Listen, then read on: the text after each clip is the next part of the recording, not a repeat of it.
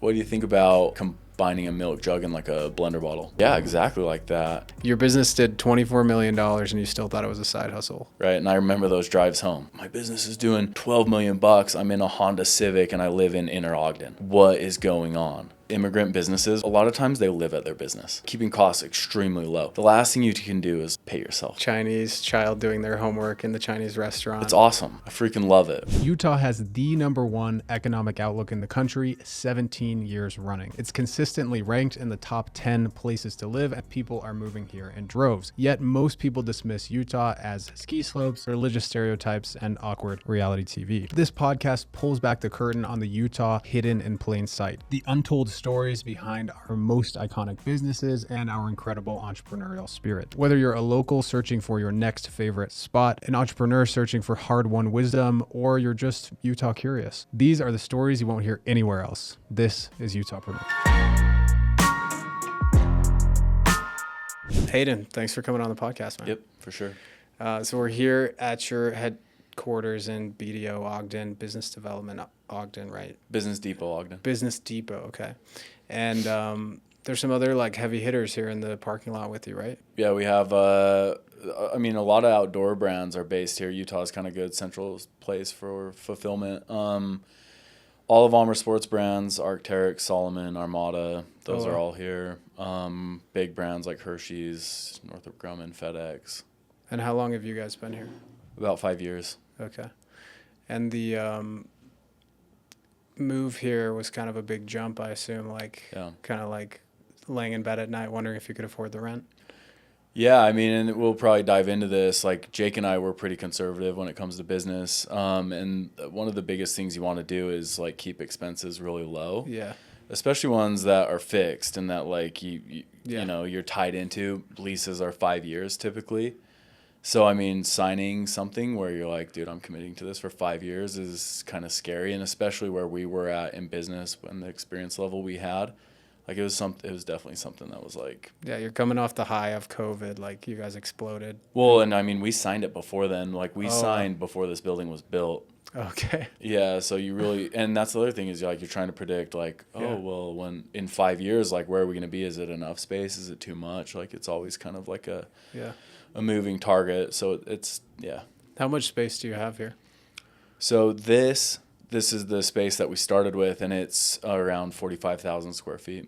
Okay. But we have, like, other buildings where we store stuff. So, like, this is all just mostly, like, office and then D2C. And then we have our receiving, and then, like, LTL freight is mostly out of another warehouse. That's another 70,000. And then we have, like, another 50. All in BDO? Mm-hmm. And did you expand to the 50 and the 70, like, immediately after moving here, or how long did it take? Yeah, it was pretty quick after moving here. Like, Nice. When COVID happened, like, all e-com blew up, right? Yeah. So we were thinking about, hey, we're probably going to need more space, and we signed for another 120,000 square feet. Wow. And then kind of on the tail end of COVID, when demand was dropping, that building was getting finished up, and we ended up subleasing some of it. Oh, okay. And luckily, we signed before COVID, or kind of during when lease rates were low. Mm-hmm. And then you had COVID happen and lease rates just shot up. Yeah. So that sublease ended up kind of covering the expense of that building, which was nice. Yeah. A story that Jeremy Barker told on the podcast, Murphy Door, who you guys have some family connections. He bought a building in probably 2018 over by Hill Air Force Base, or by the Ogden Airport. And he made like $15 million in 5 years. Yeah. Like there were like people living in there that weren't supposed to be living in there. They had to rehab a bunch of stuff, but it was all just like the right time, right place kind of thing. So yeah, Jeremy did great on that. Yeah.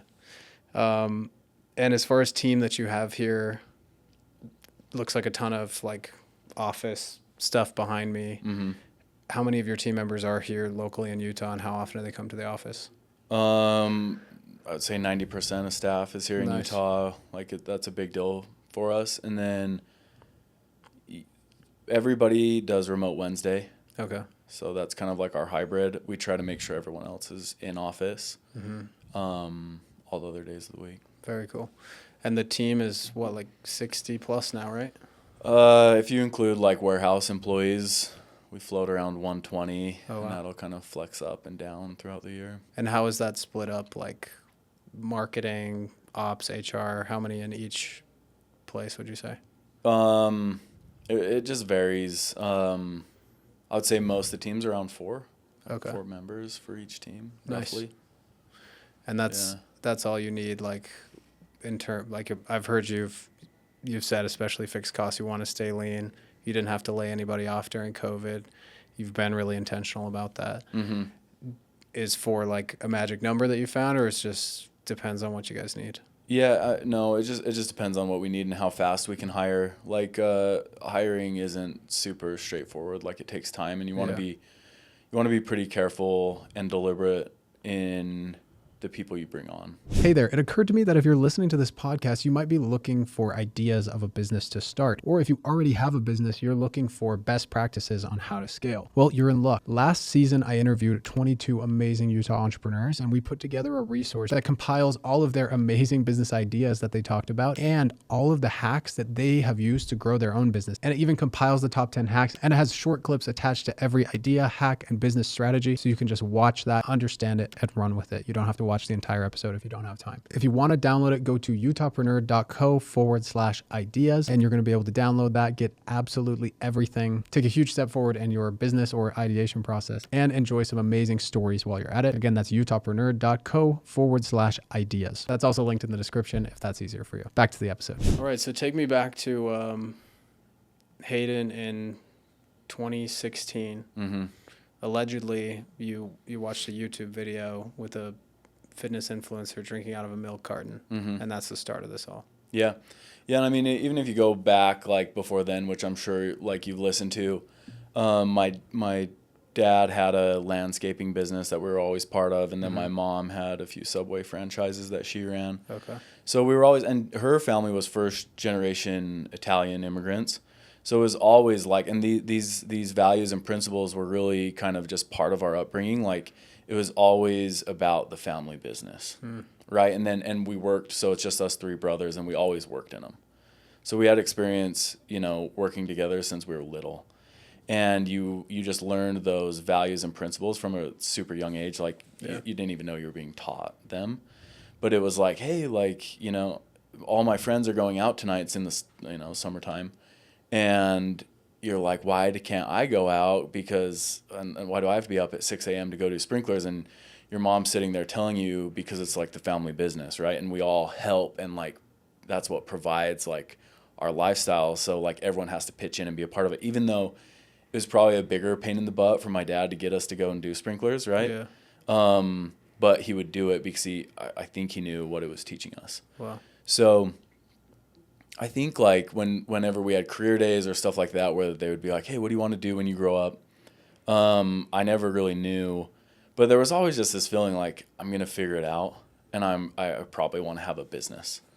And Jake and I would talk about it a lot. Like we'd be, what are we going to do? What kind of business can we That's your start? brother just younger than you? Yep.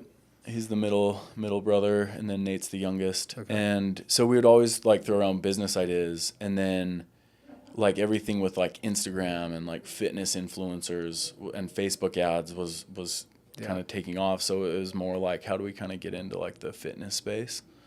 And that was the idea, was Hydrojug. And was it as like that moment, like in your Forbes article, it's like you guys were watching this YouTube video together, you saw it, and then it was like it wasn't together. Struck. Okay. It was kind of like the same thing. Like I would have an idea, and I'd be like, dude, what do you think about this? Like we wanted to do, there were like other ideas. I can't remember off the top of my head what they were, but we didn't pursue any of them. Sure. Where I was like, what do you think about like combining a milk jug and like a blender bottle? Okay. And he was like, oh, like this, and sent me a link from Made in China. Okay. It's like Alibaba. And I was like, yeah, exactly like that. And so anyway, we just kind of like, I was just sick of ideas too. I was like, let's like do something. Okay. So. And you were working another job at that point, Mm-hmm. doing something with the Air Force, I believe? Yeah, I was a contract specialist for the Okay. Air Force. And growing up, I forgot to ask this, were you more like a sandwich artist type guy or more like a sprinkler tech? I for sure disliked sprinklers more than I disliked being a sandwich artist. Sure. Yeah. And it was sort of Looking back, seasonal, though, right? I'd totally do sprinklers before I did sandwich artist now. Okay. Yeah. Just for the tan that you got? Like, Well, the it's really girls? not that bad. Okay. Like, if you have the right, like, equipment and, like, you're doing it with people you like, it's not that bad. Nice. Whereas the sandwich artist thing is like... Dude, you're stuck inside. You Yeah. stink like the Italian urban cheese bread. The fluorescent lights Yeah. are giving you anxiety. Yeah, not great. Okay. So you're sick of ideas. I love that because it's, the Michael Gerber calls it the entrepreneurial seizure. You're like laying in bed. I have to do this because if I don't, I'm going to go crazy. Yeah. So what was the next step? Well, I think one of the things you kind of touched on that's like super important that I'll kind of backtrack to was like working while I was doing it. So during my undergrad, I always had a full-time job, right? Which I think is like, it's super important, especially in a startup. Okay. If you look at like immigrant businesses, right? Like a lot of times they live at their business, Yeah. right? Keeping costs extremely low. The last thing you can do is like pay yourself. Yeah. Like, You got the you see stereotype it all of the time. the like Chinese child doing their homework in the Chinese restaurant. It's awesome. Yeah. I freaking love it, right? Like, and there's certain cultures that do it all, like it's just normal. Like, if and even if you look at like really successful people, it's the same thing. Like they all have that principle of like, I'm the last person that gets paid. Yeah. Right. And like, so you have to live a certain lifestyle and have certain expectations to be able to accomplish that. And the other thing too is like, there's no one right way to do business. So like there of course there's people that pay themselves like good salaries and make it, like it's fine. Yeah. But like by and large, like best odds, like you have to keep costs like extremely low. Like don't pay yourself. So you have to have another means of like a salary, benefits. Like if you have a family, like it's important to have health insurance. Yeah. And then the other, like it's just not going to be a strain like on the business. So that was like really good advice I received from my dad like early on. Before I even went to college, he was like, hey, study accounting. Like, Okay. don't waste your time like doing generals and like, and then getting a degree that isn't like a trade that like is gonna have like actual jobs when you graduate. That was big. And then it's gonna help you, like your network's gonna be really good and it's gonna help you understand business. So it was great advice. Yeah. I finished college in like 3 years because I always did extra credits because the credits would get cheaper as you did more over full time. So I'd always do more credits and then I would always do summer school. Okay. And then I worked full time while I was doing it, so I never had debt. And you had a kid around that time too, right? And a kid around that time, and then I had a gap between undergrad and graduate school, like a 6-month semester gap, and that's when we started Hydrojug. Okay. And then I started my master's. Okay. So, and the Air Force paid for that. Okay. So it was all just like, that principle of like keeping costs like extremely low. Don't ever be a suck on like the lifeblood of a business, and that's like on everything. And, like you're going to look at your friends and you're going to look at like what's socially acceptable and think like, yeah, like I should get a salary. Like the second year we did $1 million, right? If you're doing $1 million, you're like, I should be able to pay myself $100,000. Yeah. No way. Like you can't. Yeah. Because you could hire 2 other people for that $100,000 and they could do 3 times as much work as you could. Or you got to buy product. Yeah. Like, so we went from $1 million to 5, right? Yeah. So for every product you sell, I mean, like napkin math, right? You have to buy 5 new bottles. Okay. Like that's a lot of cash. Like, where's that coming from? You either have to have huge margins or raise money. Sure.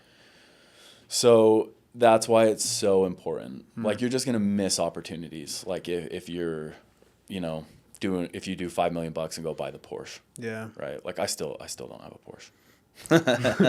Not yet. Watch for that private equity investment coming soon. Yeah. And so anyway, I think that's like really important. I like to talk about that. Yeah. Is like your friends are going to be going to the gym. They're going to be talking about how good it is to vacation and see the world. And it's going to be like, you're going to be the odd person out. Yeah. Like you're going to be wondering, scratching your head, driving home at night, wondering why you're doing it because you're not getting paid. Yeah. Right. Like there was like 4 years where I wasn't getting paid. right? And I remember those drives home. Like, my business is doing $12 million. I'm in a Honda Civic and I live in Inner Ogden. Yeah. Like, what is going on, right? And I don't have a salary. Wow. Right? And I think that's like what it takes. Wow. To be able to reinvest back in the product. Back If you want to own it all. Yeah. Like, we don't have any investors. Yeah. Have you read Shoe Dog, Phil Knight? Yeah. I was looking at all your books back here. Yep. The thing that struck me about Phil Knight, who started Nike, if you don't know,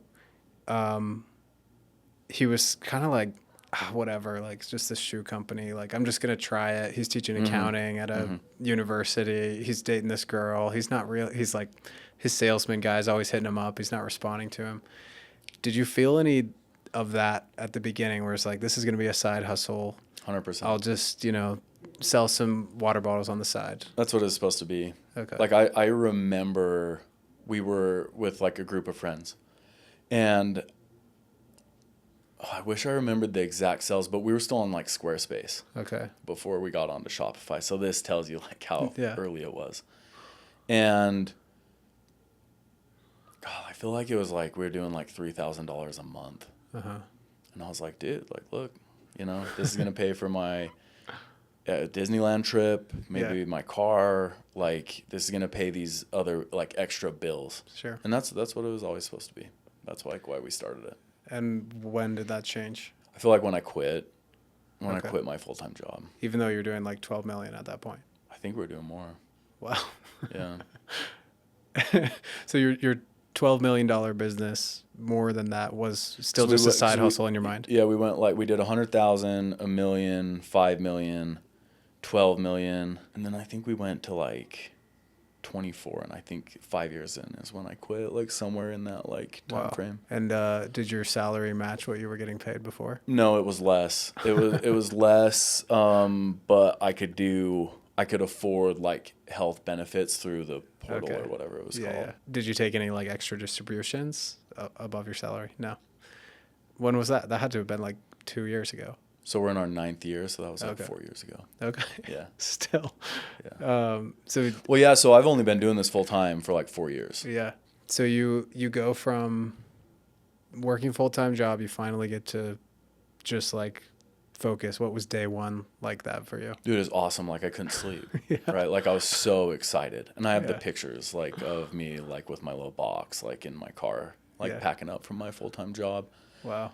And then I got in super early because I couldn't sleep. Yeah. And I want to say the first thing I did is I like cleaned the place. Yeah. I got in at like 4 a.m. and I like was vacuuming and everything, getting it all ready for the day, Bro's been waiting for this moment He's his been whole waiting life. forever, yeah. All the stuff that had been bugging me that I just couldn't get to. Yeah. Like, I was like, okay, now I can get to this stuff. Nice. Did your job know about Hydrojug? Mm-hmm. And they were supportive? Like, you would kind of get off at what, like 4 or 5, and then come over to the office and work until late? 6. Okay. Yeah, I think I'd get off. I want to say the earliest you could leave was 4, so I'd get there at 4:30, and then I'd leave at like 6 or 6:30. So it was like 2 hours a day, and then like weekends. Okay. And you were answering stuff all the time, I assume, on lunch breaks and mornings. Okay. Mm-hmm. That was kind of an important piece too, like of the advice that I kind of skipped over that my dad gave me, because obviously like he was a firefighter. So he had like 1 day on, 2 days off, Okay. like it was a job where it had like a full day off to be able to go and like do sprinklers. Right? Like, you need that time, like a 9 to 5, you have 0 extra time. Yeah. Like, it's like just perfect to keep you from doing anything else. So like, and I remember like Joey Diaz was actually talking about this on like a Joe Rogan podcast, how he would do warehousing or like swing shifts because it gave him time to like do comedy. Right. And it wasn't like a full, like, that he couldn't have any energy to do anything on the side. Yeah. So something that like isn't super high stress, super demanding, you can do 410s. Yeah. Like, something like that is perfect for someone that wants to be an entrepreneur. People, like, when you're in college and they're like, yeah, I want to be an entrepreneur, right? Like, it kind of scares me. Because I'm like, dude, like, you got to have you can't just go straight unless you know how to raise. Yeah. So do you feel like your contracting job did that? Yeah, for sure. I mean, the government's a great place to work, and that was going to be my career. And the guys I worked with were great. Learned a lot from them too, and I actually learned a lot of skills while I was on base. And then, but it's not like super high stress. Yeah. Right.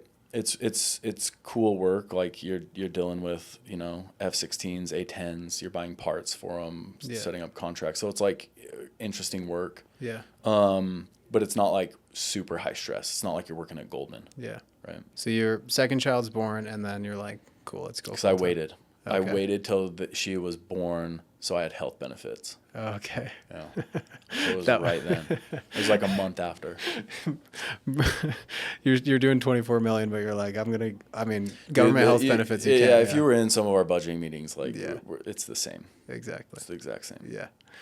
And you've got, e-commerce margins, especially during COVID, especially during whatever, just the last 10 years. You're still like it looks good on paper, but you're still super cash poor. Yeah.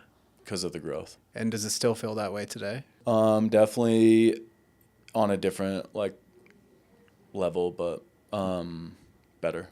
And have you started taking distributions in the last few years? The only distribution, like meaningful distribution that we have taken, went into building our own warehouse. And your brothers, I think you went 60-40 with Jake at the beginning, right? Mm-hmm. And then Nate joined a couple years later. And how are you the only three with equity in the company? Yeah, I mean, we have some employee plans that we've put together. Most of them, it's like a phantom plan. And in terms of biggest expenses nowadays, like how do you break down cost in e-commerce, or at least in Hydrojug? Like what percentages go where? The biggest expenses are always going to be inventory and marketing. So what do you do with all the extra cash? You just put it into more what product? Extra cash? Yeah. You're literally buying inventory. Okay. Yeah. All day long. Mm-hmm. And when it comes to a potential sale someday, what people want to see is just like consistent, steady growth. Yeah, I think the main thing, and this is like what we're always trying to answer, and like for people that want to be entrepreneurs and have like a like consumer packaged goods business, I'd call it CPG. Yeah. Is everyone wants, I guess this would even be in tech, like staying power. Like, why are you going to be around in 5 years? Why are you going to keep doing what you're doing today?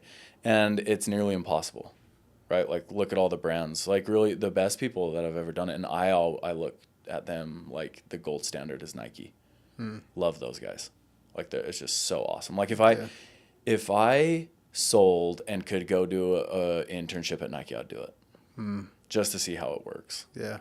Like it's a really cool business, and they do such a good job. And I'm glad you brought this up because you guys, like, you have the brand of somebody who's invested in a multi-million-dollar branding agency, but you've never done that. It's all you and just like a few employees that you've brought in along the way. And that's like with everything. This is going back to costing. Like I don't do agencies. Yeah. Like we just don't. Yeah. Like I'd much rather do it in-house. For everyone listening, having been a marketing agency, I wouldn't hire a marketing agency. Well, it's just difficult. Sometimes you don't really have a choice, right? And maybe we could have grown faster if we did. Yeah. But I think most of the things you do, because I mean, you have dev work agencies, you have hiring agencies, you have recruiters. Yeah. Like there's all these things that you can hire out, and like I just don't. Anyway, going back to the brand thing, like who was it that was like, hey, we have to make this brand like ultra premium. We've got to have these, guidelines, like the Instagram has to look perfect. The website has to look perfect. And when did that come about? That was early, right? Like, so I would say core values didn't come along until later, until you have like a team. Yeah. That's when you're starting to think of like, what are our core values? And looking back, I was like, what were the things that were important to me? Like while I was kind of building the business. And it's customer centricity, hard work, resourcefulness, pride and craft, and teamwork. And this is this is obviously on the pride and craft. So like with my mom's Subways, right? She had us cleaning the tops of the fans. She had us cleaning the ice machine. And who do you think shoveled the walks? Do you think she paid someone to do it? Right? During the winter? No. Like, we did it. She had 3 boys. Yeah. They didn't pay for any outside work, right? Like, we just did it. Uh-huh. And people would come back. People would drive past other Subways because it was clean. Yeah. So paying attention to those small details are super important, and that's always been important to me. And I think, and that has to do with customer centricity too, but we always just wanted to offer, you know, and this is actually a really interesting discussion. We always, like the brand, we always wanted to offer an experience that reflected those brand values. So like when you ask somebody what is brand, Yeah. you're never going to get like a 2 + 2 answer. Yeah. Right? Some people are going to be like, oh, it's a feeling, it's a community, it's like whatever. Logos and colors. Yeah, name it, right? Yeah.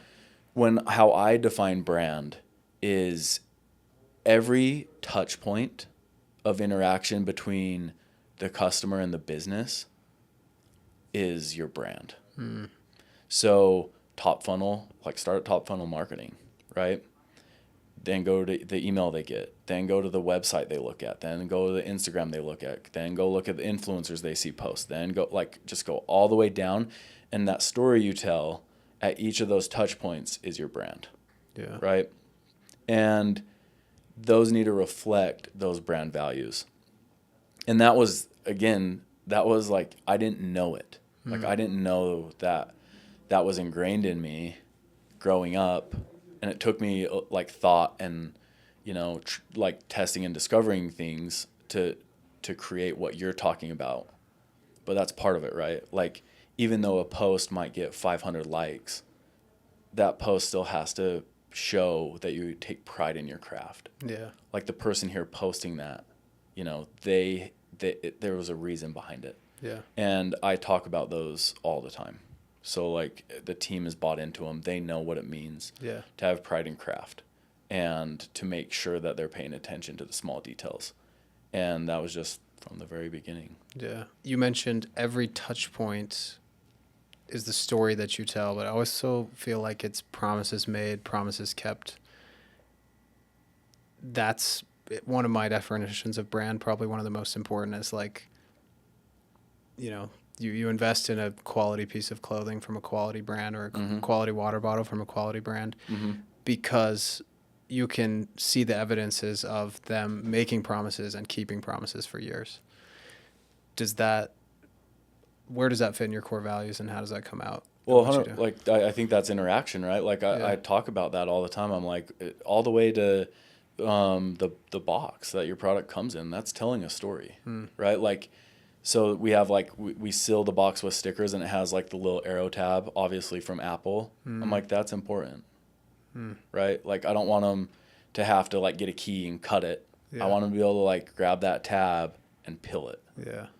So it's like, and then the tension that this has, that tells a story, right? Like somebody really cared to make sure that was the right tension. And this one's great, actually, which it's hard to do in manufacturing to keep the same. But that like makes me proud, right? Like that this is like a really good tension. So it's like a maniacal obsession with like details, which brings a certain amount of paranoia. But like even your warranty policy, that tells a story. Yeah. How's your mental health around all this stuff? Better now because I've just become okay with it. Yeah. Yeah. Because quality control is like insanely difficult, especially at the beginning. You know, one entrepreneur to another, I have like the biggest detriment to my mental health has been obsession with product, but also the biggest benefit to my career and businesses have been obsession with product. Yeah. Would you agree? Oh, 100%. I mean, another thing, like another thought that I really like, that you've heard the saying of like, you're kind of the sum of the 5 people you spend time with. One of the things I really like to do, or I try to do every day, is I try to go for a run every day. And while I'm on my run, I listen to audiobooks. And it's always like in the beginning, and you probably saw a lot of the books here, a lot of them were like self-help books. And I switched to biographies. Yeah. And it was like the best thing I ever did, or autobiographies, whichever. And like you're listening to like Elon Musk, you're listening to Jeff Bezos, you're listening to Sam Walton, you're listening to Phil Knight, you're listening to like think about what your circle's like, and then like you're like, holy cow, like all these guys are insane. You're like, okay, Yeah. like that's kind of part of it. Yeah. Steve Jobs' biography made me feel a lot better about myself. Yeah. Like think about like how it have impacted him and like Yeah. his diet, Yeah. like what it did. So anyway. How do you think this relates to, you know, the common entrepreneurial advice to move fast and break things, just ship it, that type of thing? I don't like that. Yeah, at all. Like you've never done it. Like I'll push ship dates all the time, and that's really common. Like Steve Jobs did. Like how often did Steve Jobs meet his ship dates? Yeah, he did. I Reading remember his he did biography? it one time, and I think it was iPhone 4 or something like that, and something was wrong, and like the data didn't work on all of them, and he never did it again. That's what I'm saying. Yeah. Like he was like known for not meeting his ship dates. Yeah, but at the same time, he was a reality distortion field, like you can get this done type of thing, right? Most are. Yeah. Like read about Jeff Bezos. Yeah. Read about Elon Musk. Like they all have that. It's interesting because it's just intentionality. Like it's like this moment calls for pushing the deadline. This moment calls for you doing extra work and like pushing yourself to make sure that this can happen on time. And the best leaders in the world can differentiate between those two and push the teams forward to do that. And I do think the biggest part of your brand is your product. Like if you're service, hard good, whatever it is, Yeah. like restaurant, everything is the product. Like that's the core. There's other important pieces of a business, financials, marketing, whatever. But like if that product piece isn't right, like it's just not gonna work. Yeah. Speaking of product, we have the two, like version 1 and version 2 of Hydrojug here in front of you. I'd love to take a look at the originals, like what went into your thought process there, and then can we go through the past, 8 years, 9 years of iterations and talk to me about, obviously you're a product obsessed person, how that went. And Okay, so this is actually the first Hydrojug. Wow. Is made out of polypropylene, which is like it's a type of plastic. It's like your Tupperware plastic. Like most would say, most jugs, like a milk jug, are made out of polyethylene, which isn't dishwasher safe. So it was important to us to use polypropylene. But the problem is it's like a really rigid plastic. So when you drop it, it just like explode. It's from like people are like dropping these and they're like blowing up like water bombs in the gym. And the seal didn't work. So like, yeah, there's not even a seal in this one, but like we had seal issues in the beginning and they would leak in people's backpacks. And then this like would always tear off inside of this. And so those just would get stuck in the hole. Yeah, so I think like as far as product goes, the little like glimpse, and this is totally over time. Like I had no idea what I was doing. Like I was an accountant doing contracting for the Air Force. Yeah. Dude, no product experience, no marketing experience, no brand experience, like nothing. I didn't know how to work a camera. So we would basically, a really good way to come up with a product idea is basically say, hey, there's a use case for this. People are carrying milk jugs, right? I think we can improve on it through function or like aesthetics. And that's what we did. So better plastic, wider mouth, handle, and easier to drink from. Yeah. So it made a good product. If you had known about business, though, you wouldn't have done it because of all of the inefficiencies because of the size, right? And then the limitations on like tooling and like manufacturer abilities made it pretty difficult, but we didn't know about them. Meaning your margins were basically zero. Margins weren't great. Shipping it in, shipping it out, horrible. Expensive to store. Expensive, which didn't really matter. We were storing them in my dad's shed. But like the polypropylene thing, like they literally found a solution for us. We're like, hey, dude, these things are like blowing up. Like we need to figure this out. But the first thing was the seals. So like we got 3,000 units in for our first shipment, and they were leaking. So we're like, hey, we need bigger seals. They send us bigger seals. My dad's taking them to the fire station. They're switching them out like at nights. We're doing it after, work and school, like just getting 3,000. Like manually leak testing them. Yeah. Okay. That's switching out the seals. And then sending new ones to our customers, right? Like we literally mailed out seals to everyone that had bought them in like envelopes with stamps. Wow. There you go. So that was kind of first issue. Then after we sold a lot, like we brought in our next container. So our next shipment was actually a full container, which is like 10,000, 12,000 euro. And we went from like 3 colors. So we did white, black, and clear to like mint and red and like a nice coral.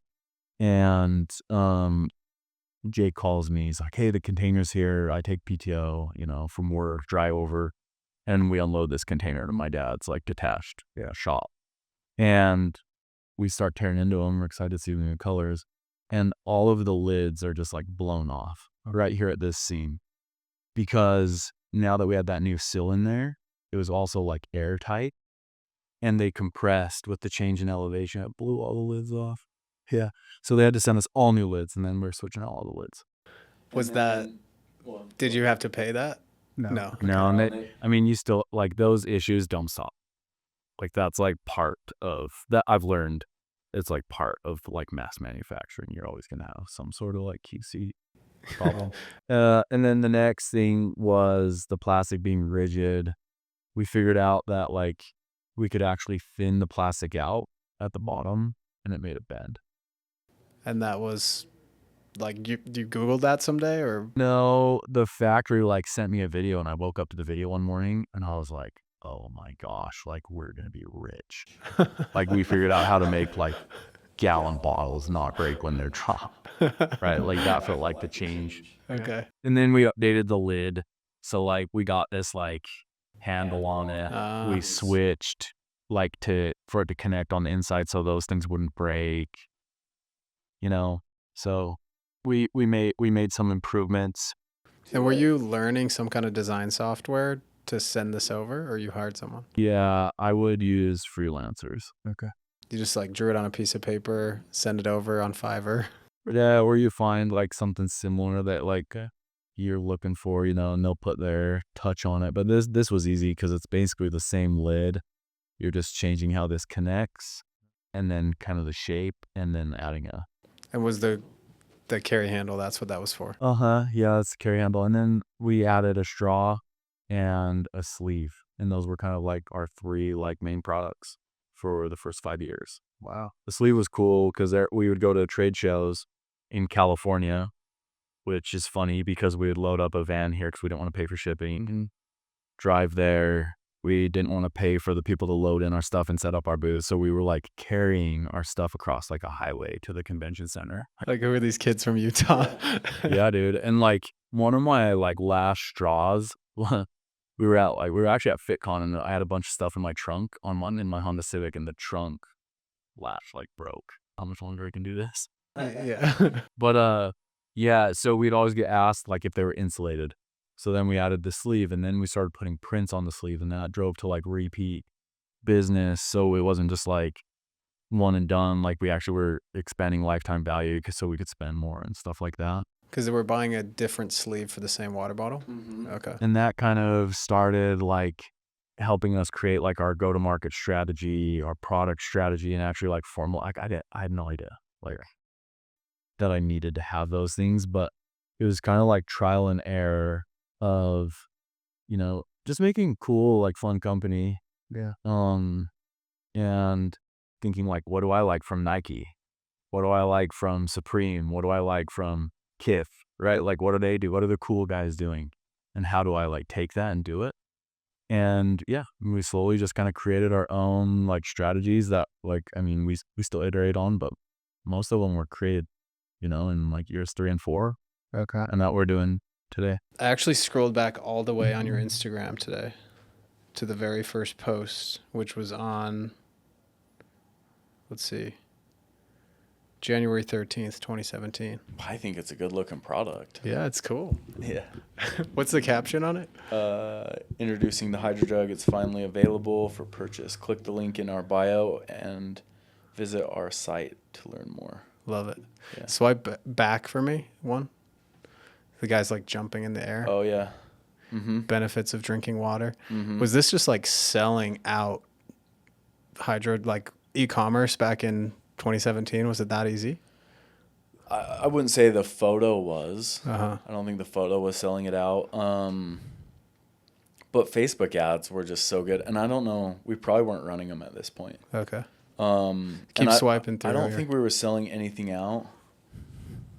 I have the photo of Jake. So he was one of the models. Then Christian Guzman. Yeah, that one was cool.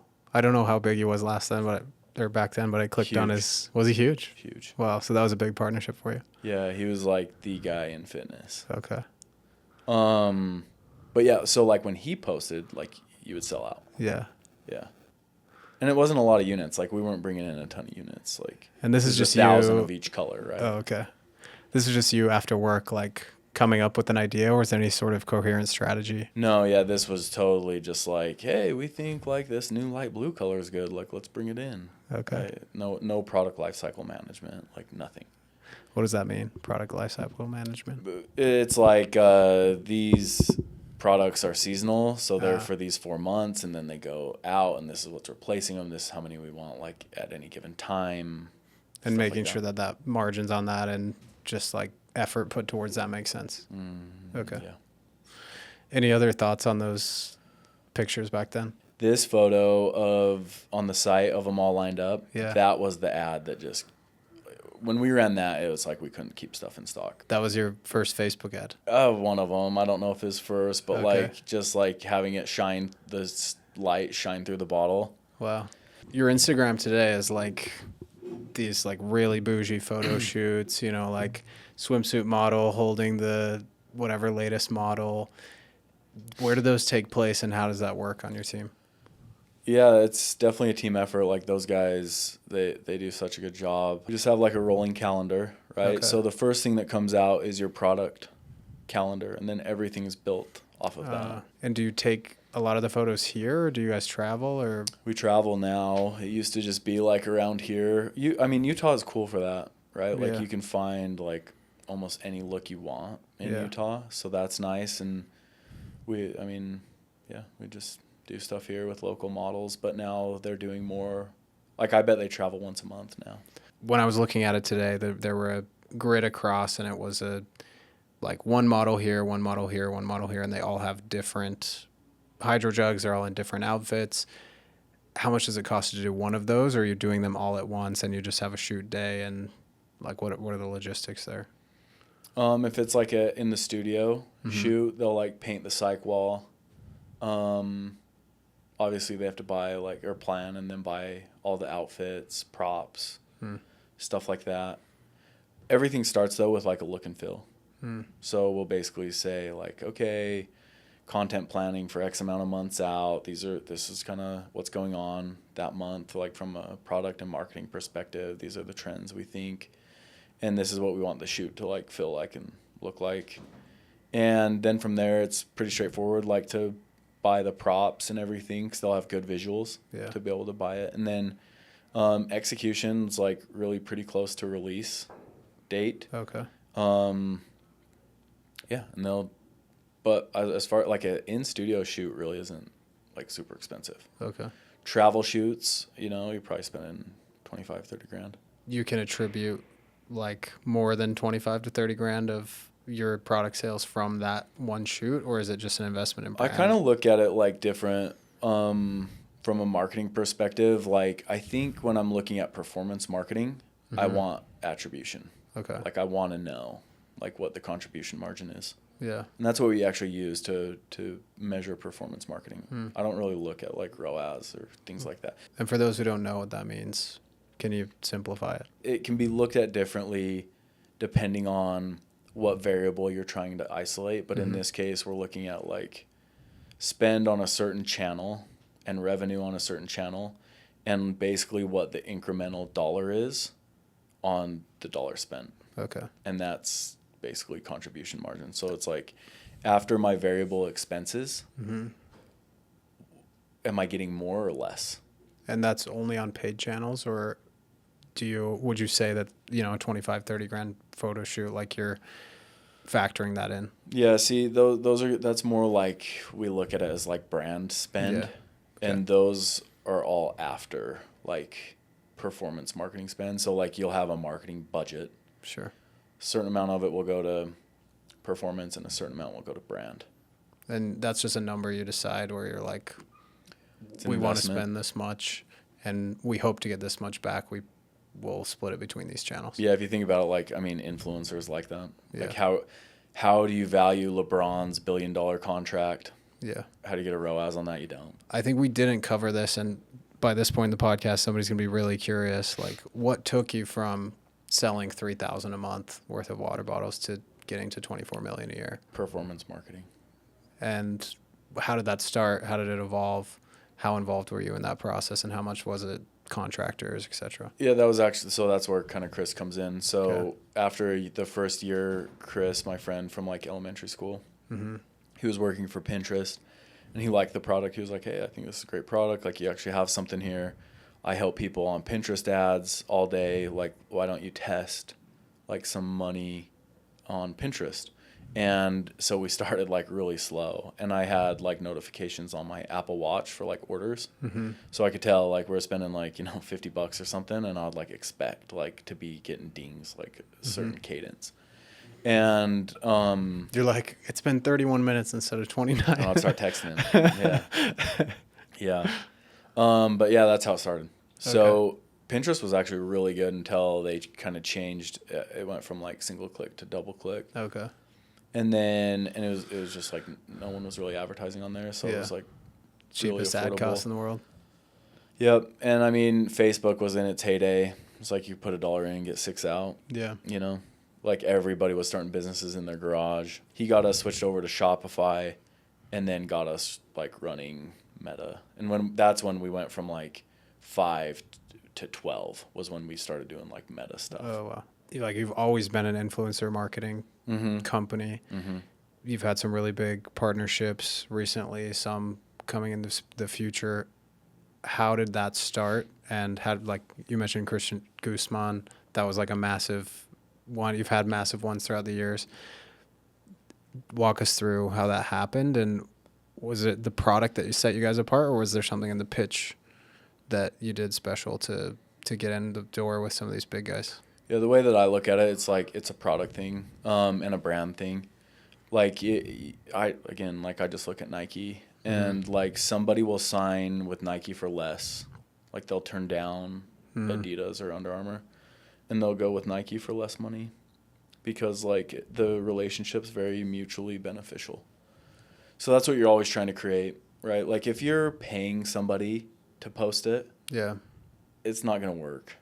Like don't waste your time like trying to, and that's nuanced, right? Yeah. Like if I have to be like, hey, to use my product, like I'll pay you 10 grand.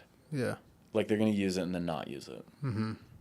Versus something that they already use, right? And then you happen to be like the best or have better colors or however you're differentiating. It's going to be a lot more successful. Okay.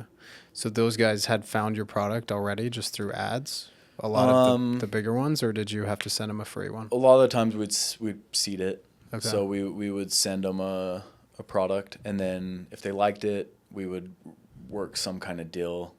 What's the partnership that you are the most proud of that Hydrojug's had since its inception? It's tough because there's just so many. Yeah. Like in the beginning, you know, we worked with the Bromlows. So Aubrey and Brad Bromlow, like they've always, and they're still with us. Like they've been great to work with. But then you keep adding to that list over time. Yeah. Right. Like early day influencers that we're still with today. Like there's a bunch of them. The one I saw recently that was a head scratcher, Messi. It was like Messi and some fast food like hamburger. Dude, I think that's so bad. Like I think that used to work, right? Like you look at Shaq. Yeah. He's like the king of it. Yeah. He loves it, which it's kind of funny. But he'll stamp his name on almost any like endorsement. And I think he can actually get away with it. But like, if I was like in that scenario, it's like, do you really need that money? And like, what does that say about your personal brand? And influencers probably have to be a little more cautious than like sports celebrities, because I mean, you get it. You're like, Messi doesn't really eat that. Yeah.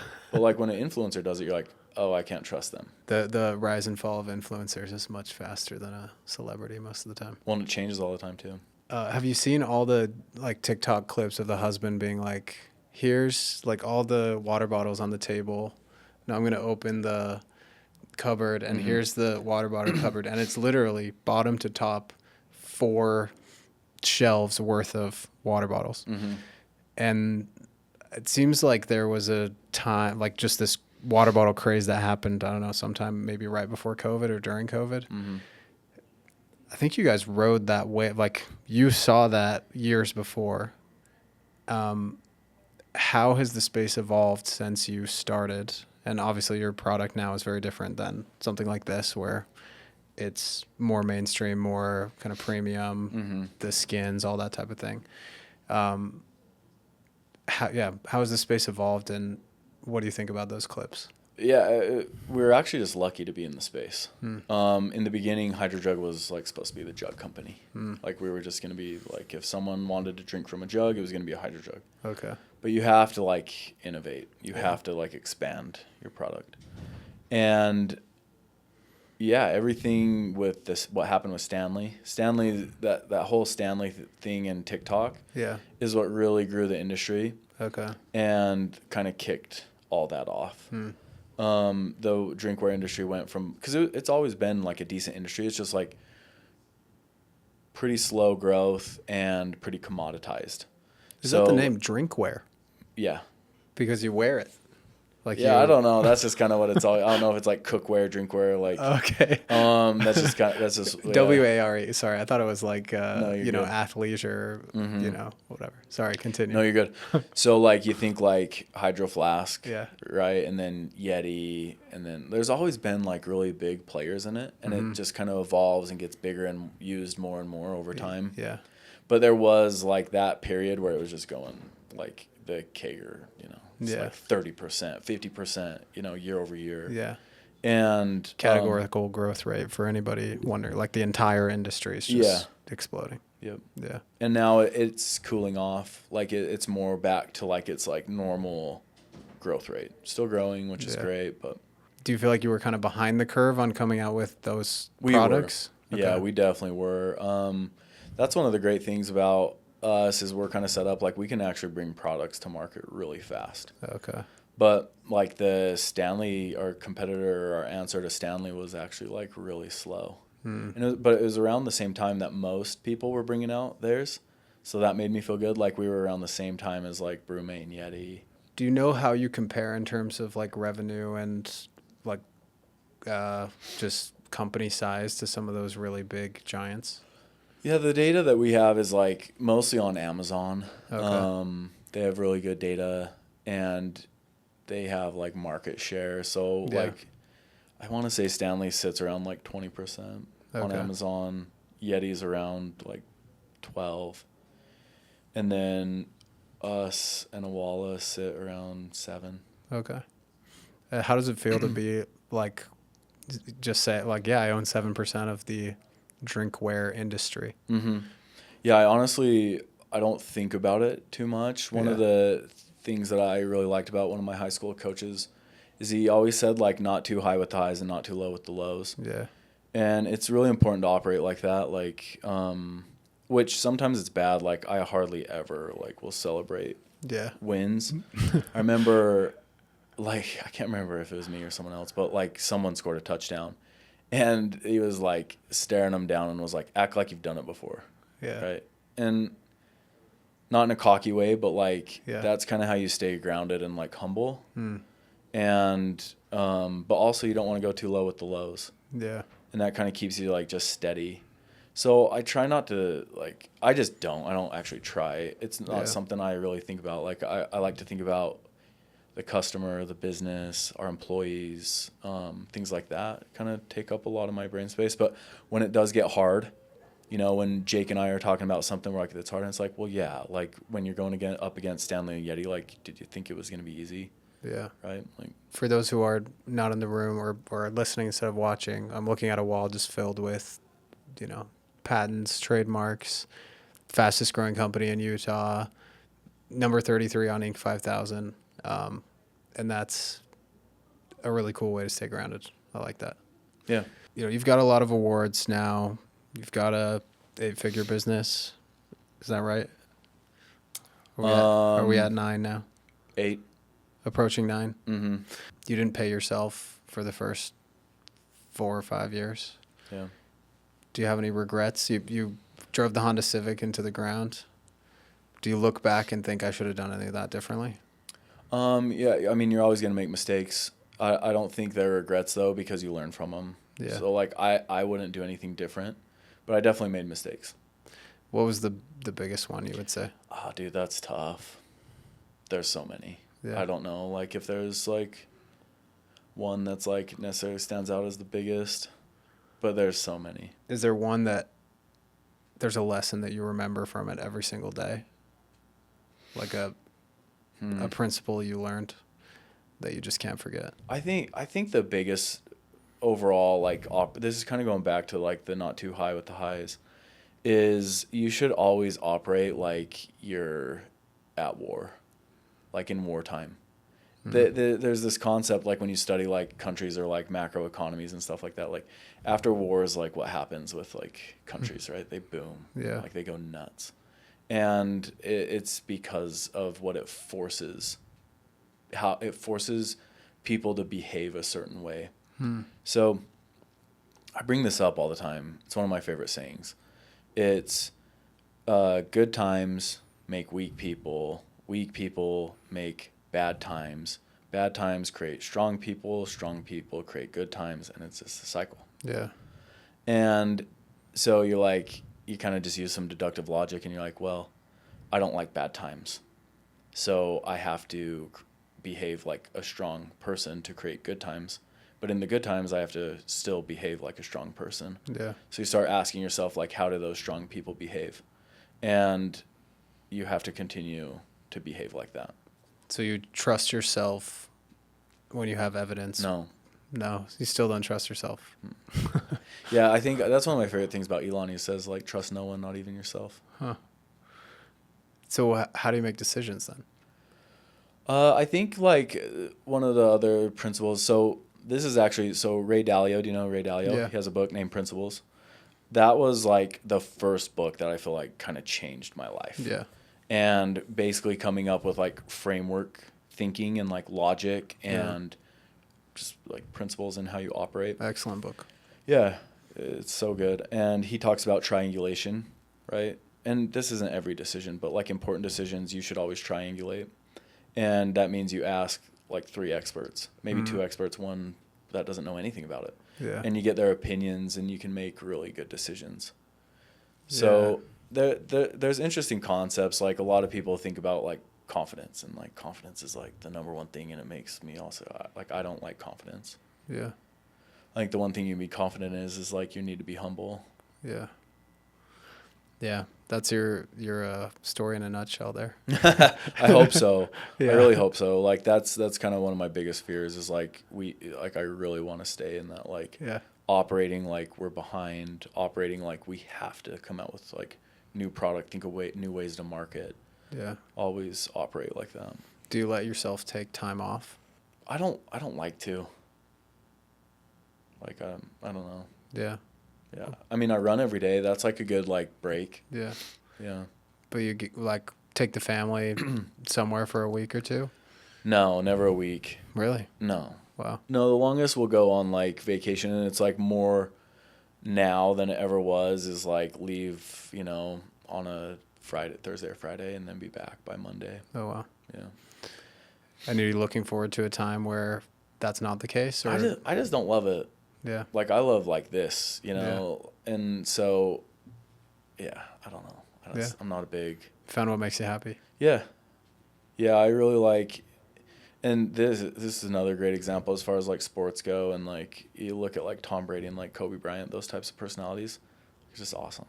Yeah. And like you look at like what they did and what they were able to accomplish. Like I'd like something like similar, right? Obviously in a different like capacity, but any form, like whatever form of greatness like you're chasing, like be really great at it, right? And maybe there is a stage where it's like I want to be a great traveler, but not Not right now. Mamba mentality. There you go. Yeah. So we like to close off getting recommendations for locals or people visiting Utah. What are the 3 businesses that you just think make Utah worth living in? As far as like products go, I use Kodiak Cakes products a lot, and I really like. Are they from Utah? Yeah, Wow. yeah. He's been on. I think he was on How I Built This. I wish I could remember his name. I feel bad that I don't remember it, but such a good story and like such a good guy. Wow. Yeah. So really like his story. Really like their products. They got bought now. Okay. But still good products. So I really like what they're doing. But there's a ton. Like Utah is like the CPG like capital, I think, of the nation. Like go down the list, like Traeger, Camp Chef, Icon Fitness, Nomadic. Kizik, Nomadic, like Cotopaxi. Like just go down the list. Like it's just like so many brands. Yeah. And all of them do a really good job. Like there's just a ton of talent here in Utah. So as far as restaurants go, there's a pizza joint called the Bambino. Here in Ogden. No, it's Holiday. Okay, nice. Yeah. Once a year we go to Desert Color, if that counts, in St. George. What is that? It's like a development, but they have like a man-made like lagoon, and then there's houses like around it, and they have like man-made beach. Okay, yeah. So it's kind of like going to California, but like you just drive 4 hours south. It's pretty new, right? Yeah, fairly new. Why don't we close out? You're about to drop this. This is a top secret Hydrojug sitting next to you that's launching around the time this podcast launches. Yeah, so this is our fall collection. So we have like certain seasons throughout the year that kind of come in and out. It's the first time we've done what's called PVD. So this backing, the application to get it is called PVD. And yeah, it just makes it, I think it's perfect for like that time of year, right? Yeah. And then we also did the tinted Triton. Very cool. On top. But I think, yeah, this, like I kind of touched on that before. It's like the details in this product and, you know, the amount of work and, like, I see the amount of work, like, this type of stuff takes from, like, the product team. It's cool to see it come to life. I dig the gold and, like, darker fall colors. It's cool. Yep. Sweet. And it's just thehydrojug.com. Yeah, and these are available on our website and then at like select retailers. So like our partnerships with like Shills or like Dick's Sporting Goods, but not on other channels. Very cool. Thanks so much, man. This is great. Yeah, for sure. Thank you. Thanks for listening to this episode of UtahPreneur. If you enjoyed it, please share it with a friend that it would benefit. And if you haven't already, check out last week's episode with Tim Cooley of the Governor's Startup State Initiative. We talk about why in Utah you're more likely than anywhere else in the world to start a billion-dollar company, and free resources available to all kinds of entrepreneurs at any different stage. And as always, follow us on social media. We'll see you there.